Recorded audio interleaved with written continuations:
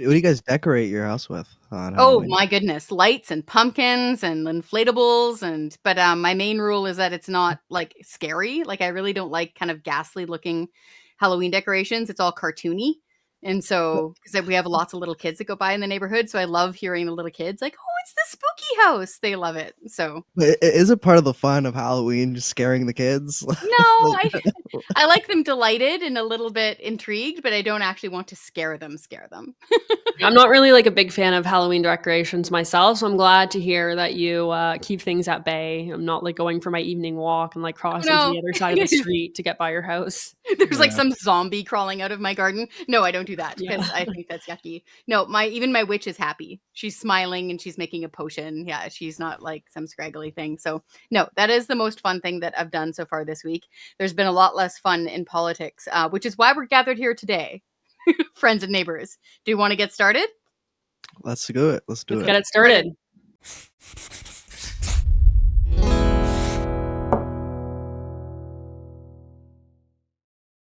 Hey there, I'm Chris Sims. I'm with the Canadian Taxpayers Federation. I'm here with my good friends at True North for our Off the Record show.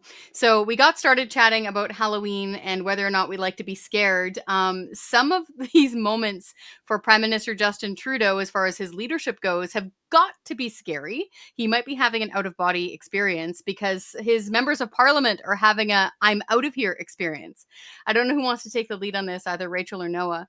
But it looks like more and more MPs are saying, you know what, I'm kind of out of here, including cabinet ministers that have played some pretty tense roles over the last few years. Who wants to start with that? Yeah, I can start with this. I covered this a little bit on the Rachel Parker show earlier this week, in which also your colleague Chris joined the show to discuss the latest of the carbon tax. That was, of course, Franco Terrazzano, the federal director of the CTF. He kind of came and broke down the numbers for us. But essentially, the PBO report, the Parliamentary Budget Officer report, this does all tie together, revealed that Canadians are getting less in carbon tax rebates than they pay out. Oh, I know, such a shocker. All of you at home are like, wow, I'm just learning that for the first time. Obviously not. This is par for the course at this point. We all know that we're getting absolutely screwed by the carbon tax. It is making life harder and more difficult for Canadians. And so even at this point, Liberal MPs are picking up on the fact that this policy is very unpopular among their constituents and that it is causing a lot of problems. That we had sort of an exclusive report from Althea Raj at the Toronto Star, in which she covered a meeting among Liberal MPs, and they are now talking about submitting a letter calling on Prime Minister Justin Trudeau to resign. They had about 30 to 40 MPs, according to the report, that would be willing to sign such a letter, which is not half yet. They need about 75 for it to be half, but that is still quite a large number of Liberal MPs who are willing to put their name to a letter calling on the leader of their party and the Prime Minister of Canada to resign and to allow for a leadership race to select someone new who might be a little more popular and might win back some of the constituents that they've already lost and some of the votes that they will be likely to lose. Of course, these MPs don't actually care about the carbon tax per se, but they do care about is their jobs. And they recognize that they are likely going to be losing their seats and their jobs in the next election, which should come maybe within the next year. And so this all ties back to the carbon tax, because then there was also another report from David Aiken of Global News who said that some Liberal MPs are even calling on the Prime Minister and saying that it's time to do away with the carbon tax. One of them was even quoted as saying we might as well get rid of it because we know that once Pierre Poilievre is Prime Minister, he's going to scrap it anyways.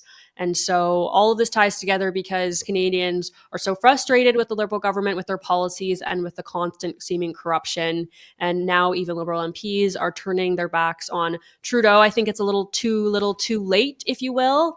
Nothing Liberals do at this point could, I think, really win back those votes. I think they've betrayed Canadians for too long. And so I think these whisperings now, years into this carbon tax crisis, of maybe it's time to turn the page, I just don't think it's going to do enough for these constituents who are looking to hold on to their seats. No, I think you're right on that. In politics, how is it? Everything happens gradually until it happens all at once. Hmm. And so this could be one of those moments where everything suddenly happens all at once.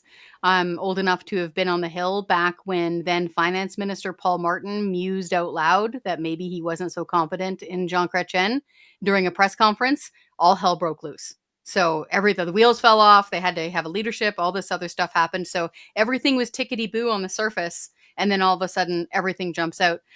Noah, what was your take on this? For me, I think it really boils down to these members of parliament are taking a lashing every time they go back to their constituents, every time they go back to their riding. They don't live next to the governor general in a mansion. They live primarily out in their ridings, and they're just taking it on the chin from their constituents who are fed up from not being able to afford anything. And so it's easy for the prime minister to insulate himself with trusted staff and just pretend that everything's fine and the carbon tax doesn't cost people money, even though all of the report shows that it does. And I think this really shows this could be a linchpin of Caucus Revolt. What was your take on this, Noah? Yeah, I think it's pretty interesting that the Atlantic Caucus is the MPs that are pushing forward for the Trudeau to step down most stringently because they are the ones who are probably hearing it most at the doorsteps. And I'm pretty sure all Liberal MPs are hearing it when they go MPs in Atlantic Canada. That actually makes a lot of sense because, you might think that, oh, the Atlantic caucus might be a bit happier because of Trudeau's exemption on home heating oil. However, it is the Atlantic provinces that are hit hardest by the cost of living crisis because these are some of the poorest provinces in the Federation. If you look at the provinces listed by GDP per capita, it is New Brunswick, Nova Scotia, and PEI that is at the bottom, and Newfoundland and Labrador is a bit above them, but they are still some of the one of the poorest regions in the country. So any cost of living crunch that hits Canadians is going to hit the poorest provinces first. So it is no doubt that the Atlantic MPs are telling Trudeau that, hey, our constituents, they are feeling the pressure from the carbon tax more than anyone in the country. We need you to do something about the carbon tax and the incessant messaging that this is something that is benefiting Canadians, that Canadians are getting more out of the carbon tax than they actually are paying into the system, which is not true once you look at the parliamentary budget officer and the calculations that they made with the fiscal and economic impacts of the carbon tax. And, Liberal MPs right now, especially in Atlantic Canada, they are looking to keep their job. That some of the people in, for example, Newfoundland and Labrador, who the Liberals, they hold 6 out of the 7 seats in that province. Most of them are probably going to lose re-election. Or 338 Canada projects that only 2 of the 7 Liberal MPs that are currently elected in Newfoundland and Labrador would keep their job. Only 3 Liberal MPs would get elected in Nova Scotia, down from 8. They would lose all of their seats in PEI. Currently, the Liberals have all 4 seats in PEI. They would lose all of them. And just in general, the unemployment rates in these provinces are going up and up. So I think that it is no doubt that not only are Canadians in Atlantic Canada feeling this pressure, but Canadians all over the country are, but especially in Atlantic Canada, where the Liberals are, imposing policies that are harming Canadians the most. And you're not hearing that sort of pushback from Alberta MPs or Saskatchewan MPs because they have none. They only have one MP in Alberta, and it's not like conservative MPs haven't been vocal in their opposition to the carbon tax to begin with. So I think we are really seeing the sea change, and the carbon tax definitely is having an impact on these MPs' concerns. Yeah, for sure.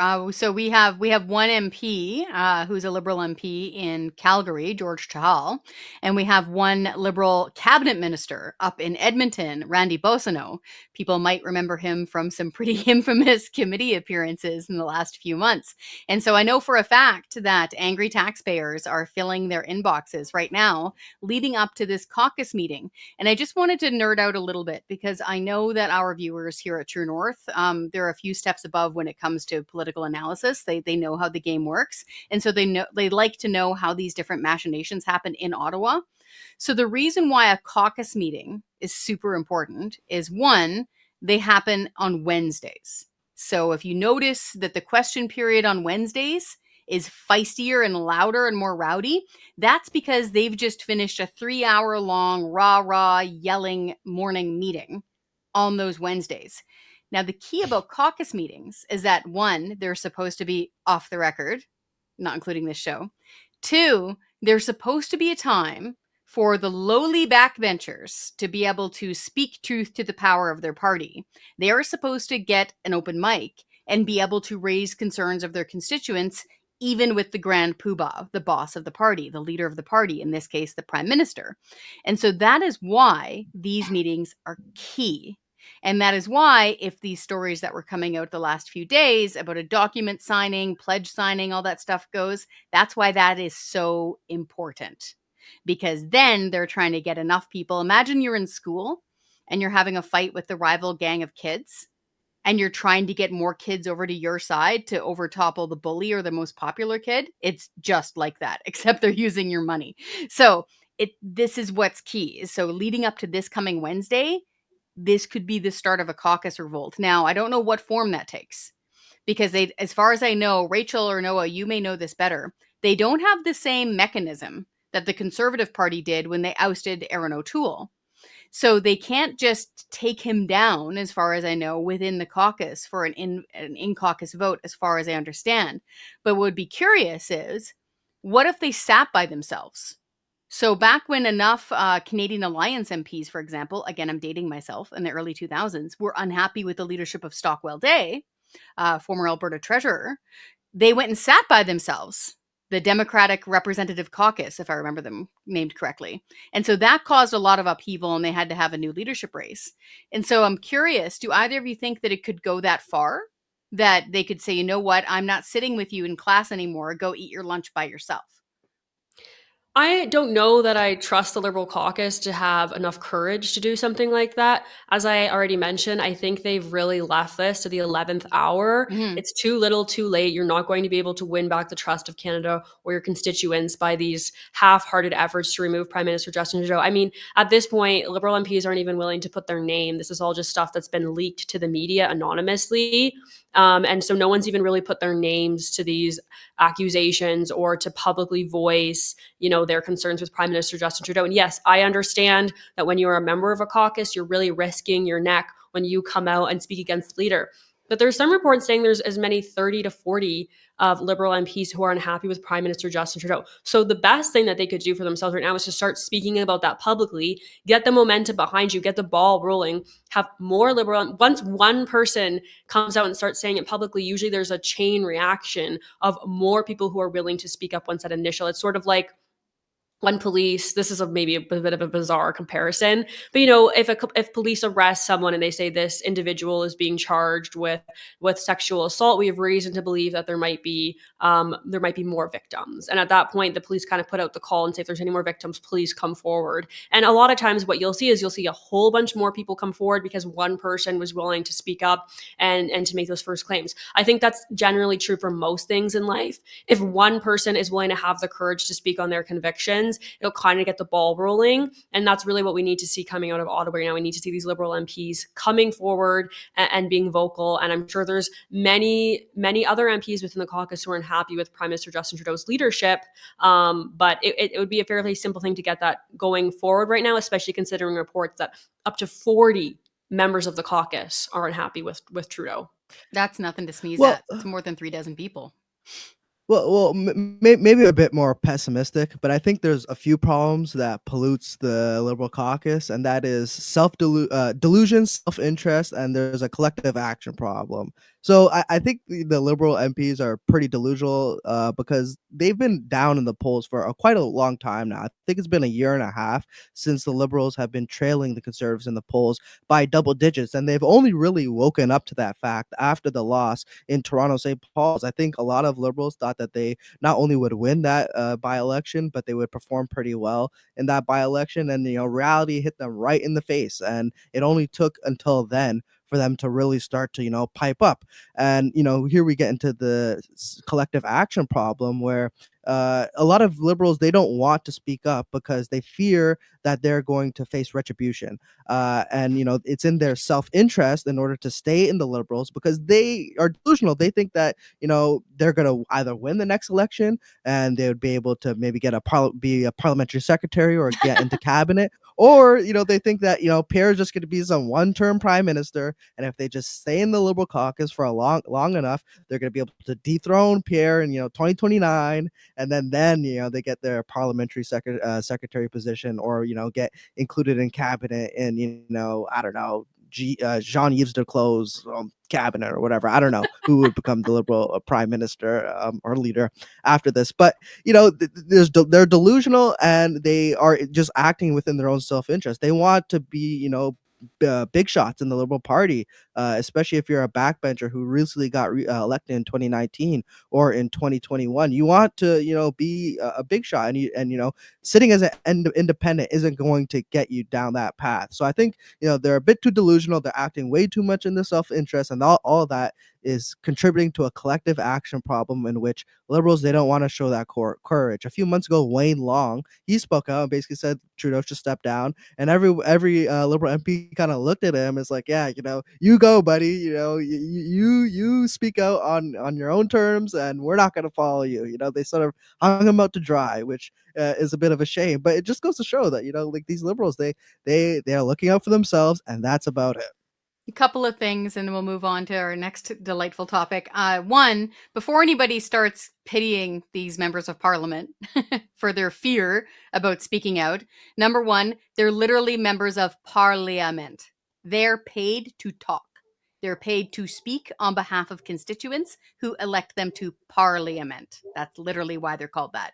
Two, they're paid more than $200,000 per year, with pretty much every single expense that you could imagine paid for. I'm talking travel. A lot of their housing is covered. Their food is covered when they're in Ottawa. For goodness sake, they have 3 hot meals a day given to them right in the lobby of the House of Commons. So before you start fearing for the feelings of these backbench members of parliament who are too chicken to stand up and speak for their constituents, I'm looking at you, George Chahal, you should remember that you're paying their wages and that you are their boss. Lastly, I do find it really interesting that by and large, the Liberal MPs who are the ones speaking up on this, as you pointed out earlier, guys, are often from the Atlantic Caucus. And in my observation, that is often because, one, there's a cultural difference when it comes to politics, especially with the older set in Atlantic Canada. I've got family from there. I lived out there, especially with the older set who vote and who are members of parties. It's like a cultural representation for them. It's like, are you Anglican or are you Catholic or are you Protestant? It's like, are you a liberal or are you a Tory? Like they talk like that, like they're born into it in some cases. So they take that kind of identification really seriously. And what that does is that it makes you look at whoever the leader of the party happens to be as some Johnny come lately, because your great granddaddy used to be a part of this party and you're not taking any tips from him. So I find that really interesting, that some of the more courageous stances that we've seen coming from Liberal MPs have come from the Atlantic Caucus, which is also why they got that concession out of Trudeau to give an exemption on the carbon tax for furnace oil, because almost all the furnace oil used to heat homes in Canada is located in Nova Scotia and in Prince Edward Island, and to a lesser extent in New Brunswick. Fascinating times. Okay, this was riveting, but I didn't get a chance to actually watch it because it's not exactly in the Taxpayers Federation wheelhouse. So I was busy writing my Alberta pre-budget report, which I'm sure you'll just really love to hear about, Rachel, over lunch. So there was this whole inquiry going on about alleged foreign interference in our democratic system and what's happening in Canada. And we actually saw Prime Minister Justin Trudeau give testimony, for lack of a better term, in regards to this. And now there's a full-on fight between Prime Minister Justin Trudeau and Leader of the Opposition, Pierre Poilievre. Basically, Trudeau saying, I have information, I'm paraphrasing, showing that there are Conservative MPs who could have been compromised by foreign influence and foreign interference. And now Pierre Poilievre is shot back saying, okay, name them. Noah, did you want to give a breakdown of, the blow-by-blow that happened this week? Yeah, sure. So, I saw all the chaos on Twitter like everyone else yesterday, and I was like, what's going on? So, this is what happened. So, basically, Trudeau was called to testify at the foreign interference inquiry, and he's supposed to testify about what he knows and what he can disclose to the Canadian people. But instead of keeping it as a serious, nonpartisan affair that affects our democratic institutions, he decides to make it political. He decides to make it a partisan affair by accusing the conservative leader of basically being derelict in his duties to ensure that his party is not, holding people who are not, keeping people who have participated in foreign interference, especially with China or with the Indian government. However, this is Prime Minister Justin Trudeau's job. He knows all the names in the report that came out a few months ago that lists about not thousand, 11 elected MPs or candidates who had participated in foreign interference. He knows all the people on that list. Jagmeet Singh does. Elizabeth May of the Green Party also does. Pierre Poilievre has decided not to read the report because if he does so, he's not allowed to speak on what he has read, and it will limit his ability to hold the prime minister and the government to account. So he has chosen not to read the report. However, his chief of staff is given the security clearances necessary to read the report, and his chief of staff has been in contact with Prime Minister Justin Trudeau's national security advisor in order to give them updates and give them some findings from the report, whether or not conservative candidates for MPs have that are currently sitting in Parliament have participated in foreign interference. The National Security Advisor did not disclose any conservative politicians who had participated in foreign interference. So it is incumbent upon the Prime Minister to let the party leaders know if there has been people in their parties who have been participating in foreign interference. And that is not what the Prime Minister has done yet. He has been putting the blame onto Pierre Poilievre. So it really just goes to show that Prime Minister Justin Trudeau is pretty desperate. He is trying to hang on to power, and he's trying to flip a scandal that he bears responsibility for onto the party that is not even in government, onto the party that doesn't even have access and the permission to disclose classified information like is in that report. So Pierre Poilievre, he can release a statement, laid out the facts that his chief of staff has the security clearance, and that he has not been given that information from the Liberal National Security Advisor, and he is calling on Prime Minister Justin Trudeau to release the names of all the MPs who have participated in foreign interference or has been a victim of foreign interference. They have demanded this stringently, and I think that a lot of Canadians are really concerned with members of parliament that have participated in foreign interference. Going into an election perhaps next year, we don't want to be voting for someone who has participated in foreign interference. What do you think about this, Chris? I think Rachel lost her connection, but what do you think about this, Chris? So it's pretty serious. And for people who haven't read up on this, so I highly recommend the investigative journalism work of Sam Cooper. So if somebody has not read about this yet, go read the work of Sam Cooper. I think he's originally from BC. He did a lot of his work out in British Columbia, and he was on this case years ago because there's a lot of foreign interference and influence, especially in the west coast of BC, coming from the Chinese Communist Party. So when it comes to accountable government, which is a key element of the Canadian Taxpayers Federation, we always want accountability. We always want transparency. So we think inquiries like this are really important. What I found key here, this is my take. So I worked in Ottawa, lived there for 20 years. What I think has gone on here, apart from all of the allegations of foreign interference, is this is a kind of a turf war between PMO and its Privy Council and CSIS.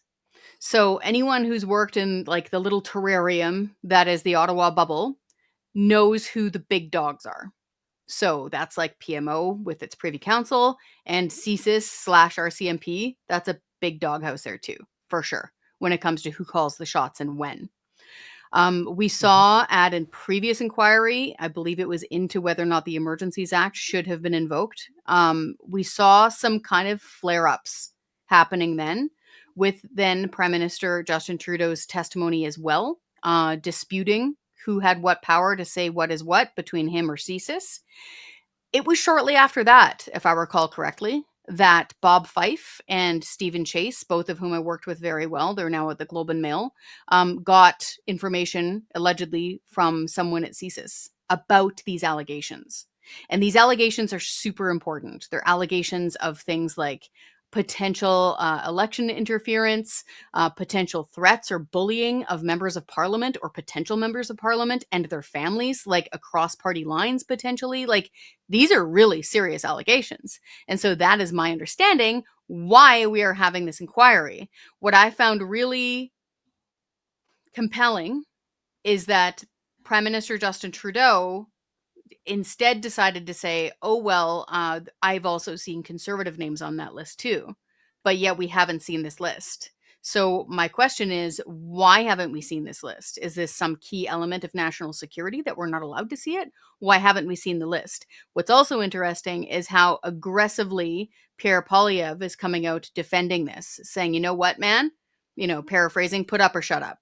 Like, release the list. And him having confidence in his chief of staff like that is really important as well. Ian Todd is one of the most respected staffers on Parliament Hill. I think he got his start under Preston Manning when he was leader of the official opposition. So this is getting more tangled up as the days go by. Rachel, did you want to jump in on this as well?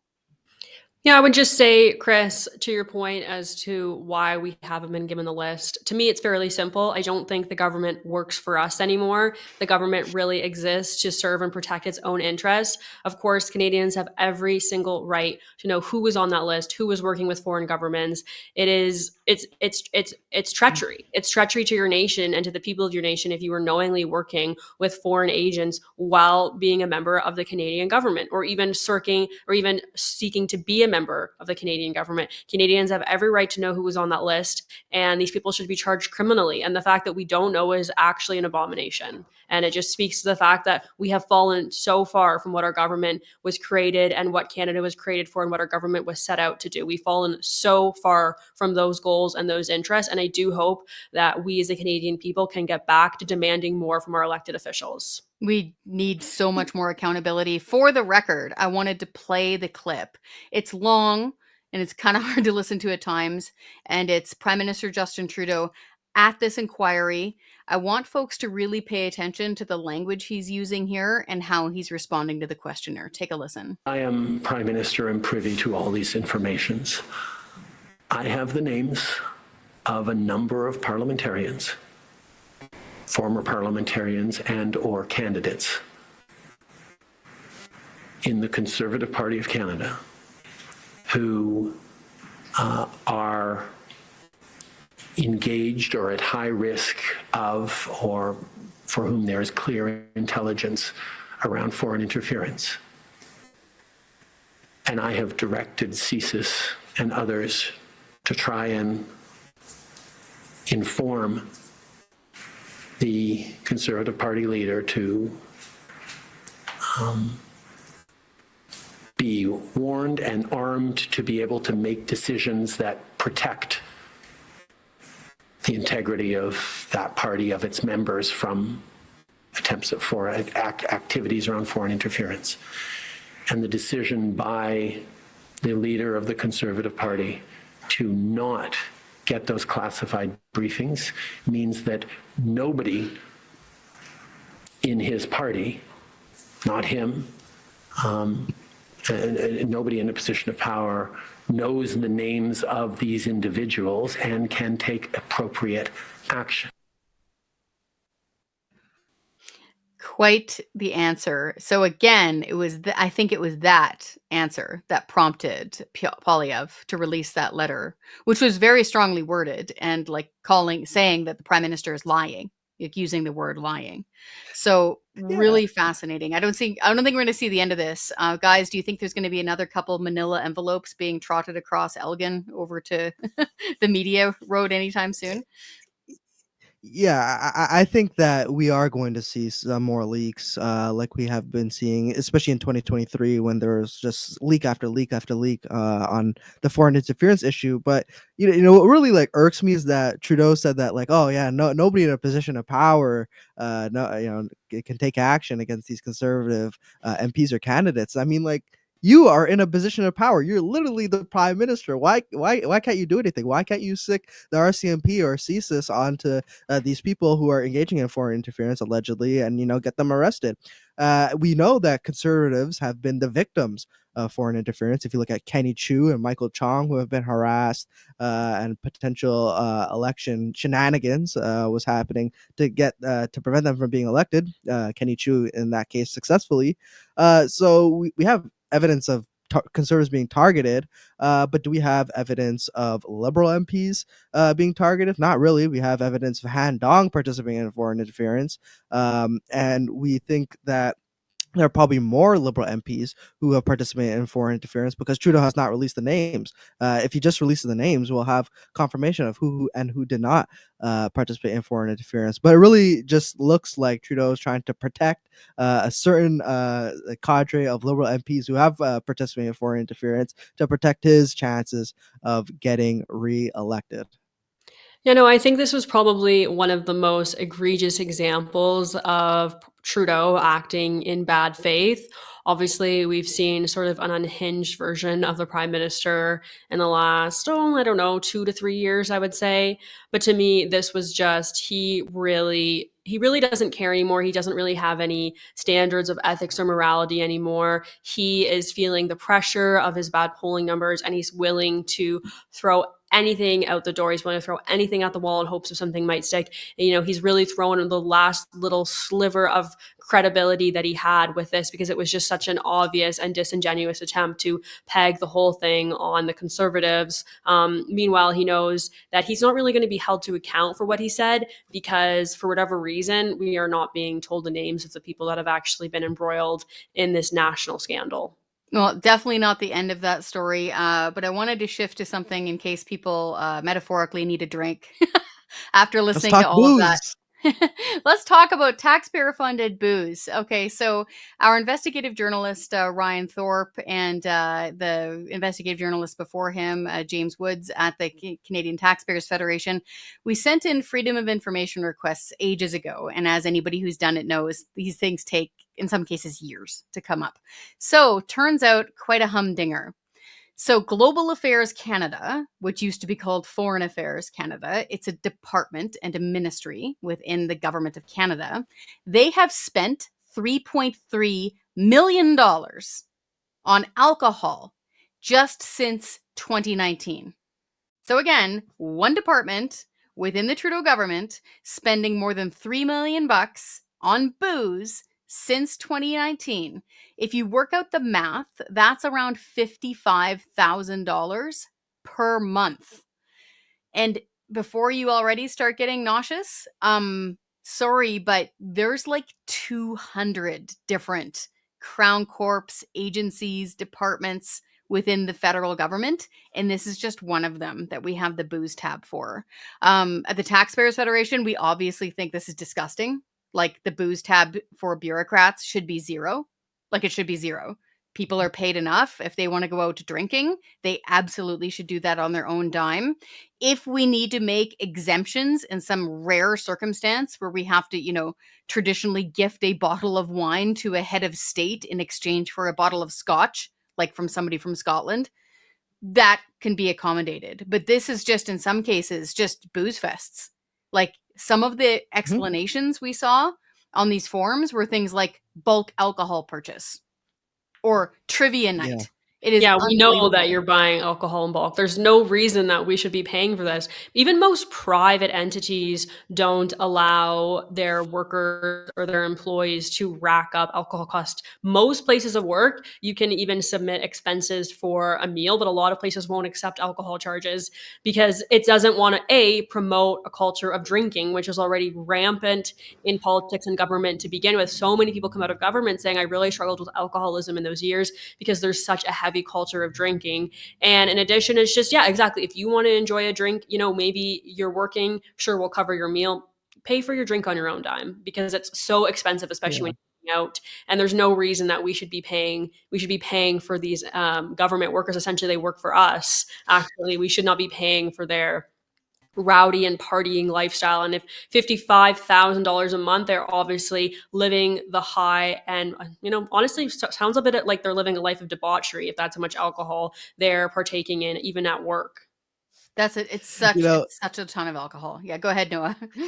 I have a really easy solution. BYOB, bring your own booze. Like if you want to get drunk, in company time, bring your own booze. Don't put the taxpayer on the to foot the bill. I mean, this is $3.3 million worth of booze in 5 years.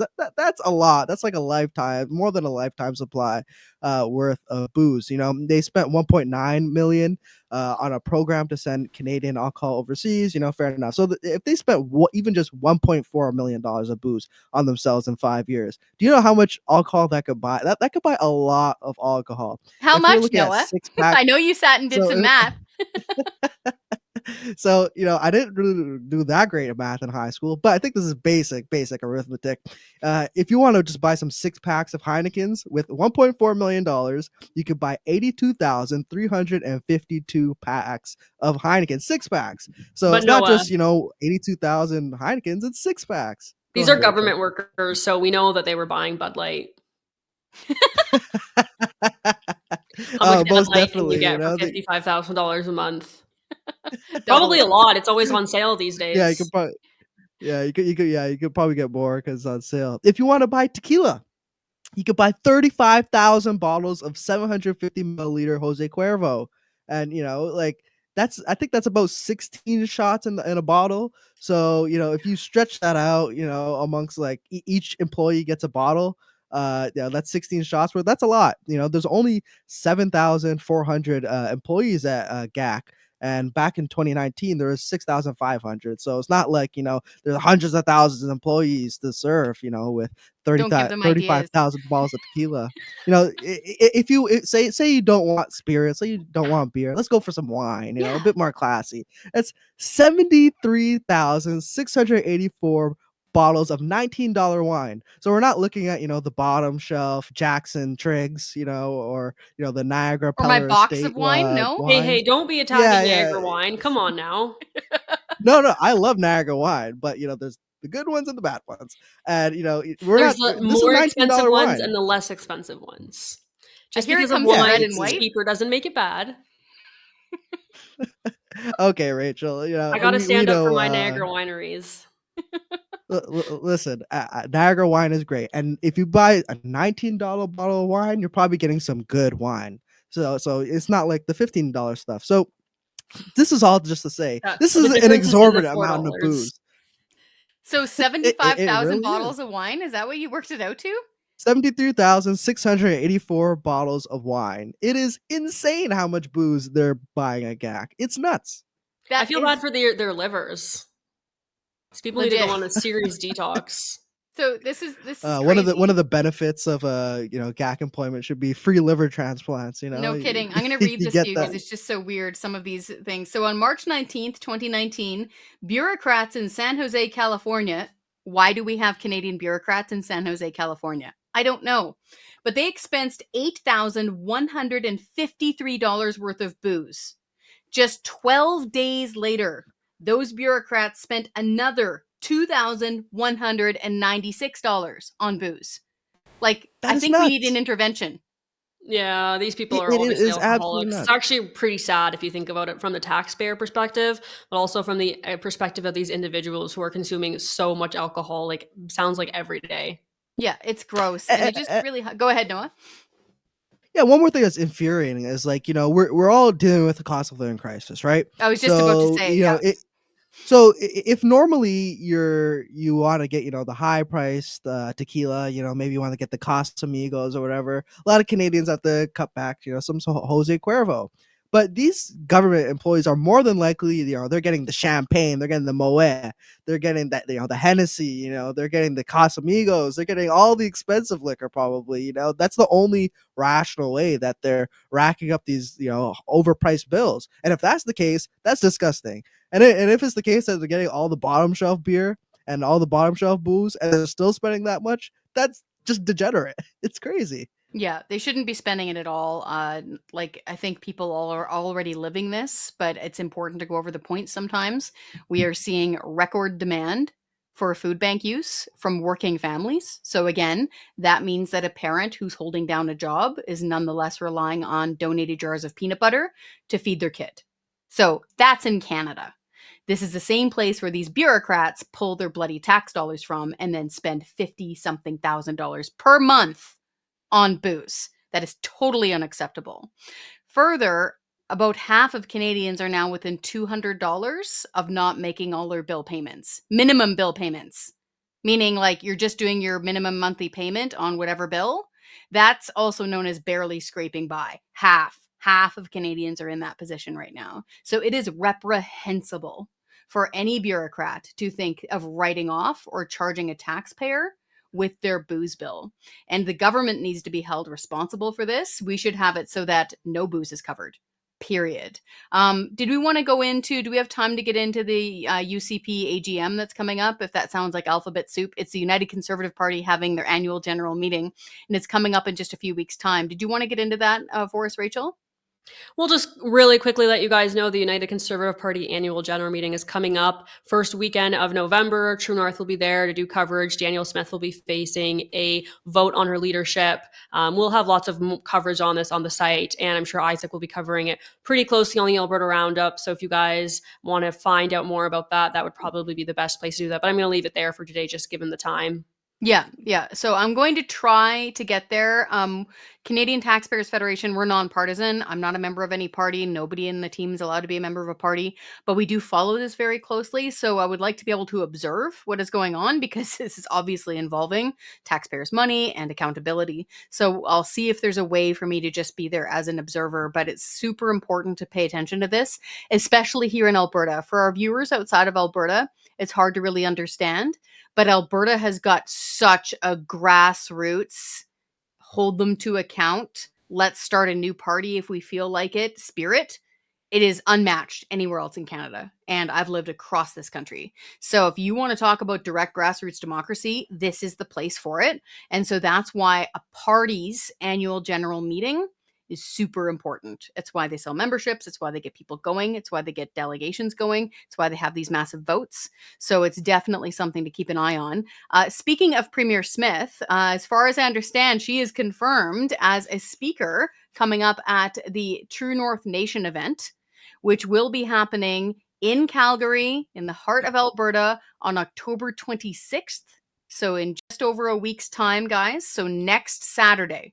It's an all-day event. Canadian Taxpayers Federation will be there. We're going to have a booth set up with a table. I'm trying to get defund the CBC bumper stickers printed in time. They're supposed to be printed in time for my table. And I don't know what I'm talking about yet. Probably defunding the media and scrapping the carbon tax. So folks, if you want to participate, make sure you look up how to participate in True North Nation, get together with lots of good like-minded folks, listen to a lot of really fun speakers, and meet a lot of new friends. But for now, remember, all of this is off the record.